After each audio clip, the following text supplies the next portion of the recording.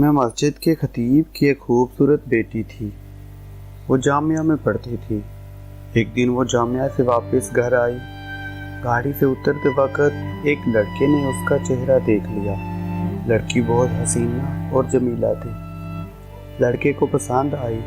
उसने पता किया लड़की खतीब साहब की बेटी थी। लड़के ने उसी दिन सफ़े अव्वल में नमाज पढ़ने का एहतमाम शुरू किया। अज़ान सुनते ही वो मस्जिद के दरवाज़े पर पहुंच जाता। नमाज तक तिलावत कुरान में मशगूल रहता। 6-7 महीने तक वो इसी मामूलात का पाबंद रहा। इसके बाद उसने वालिद से शादी की ख्वाहिश का इजहार किया। वालिद ने कहा ठीक है, देख लेंगे मुनासिब रिश्ता। उसने कहा कि लड़की मैंने देख ली है। वालिद के पूछने पर उसने खतीब साहब की बेटी के बारे में बताया। उसने कहा ये तो बहुत अच्छी बात है, इमाम साहब से मिलते हैं। हमायत बन मोहल्ला के साथ इमाम साहब की खिदमत में हाजिर हुए। इमाम ने लड़के के बारे में पूछा। उन्होंने इसी लड़के की तरफ इशारा किया। खतीब ने लड़के की दीनदारी को देख रिश्ता लड़की से मशवरा करने और रजामंदी जाहिर करने पर कबूल किया। चुनांचे रिश्ता तय हुआ। 6-7 माह बाद शादी हुई। शादी के कुछ अरसा बाद लड़के ने नमाज पढ़ने में सुस्ती शुरू की। 1-2 माह बाद लड़के ने दाढ़ी काट दी।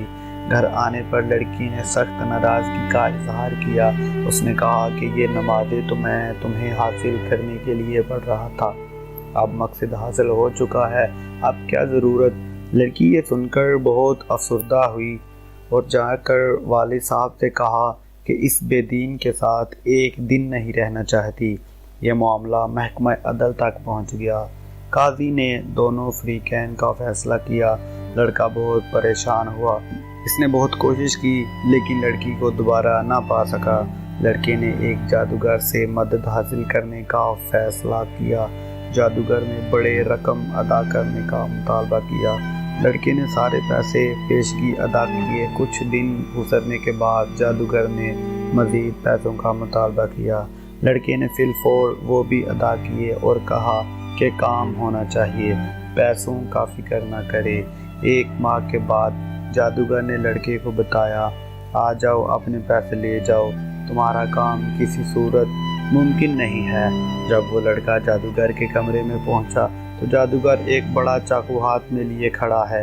लड़के ने खैरज़दा अंदाज में पूछा, ये क्या कर। जादूगर ने पूरी कहानी सुनाई कि हम शयातीन के ज़रिए जादू का अमल करते हैं और कामयाब हो जाते हैं, लेकिन इस लड़की पर जब मैंने ये अमल किया और शैतान से मदद हासिल करने की कोशिश की तो उस घर की हिफाजत पर फरिश्ते मामूर थे।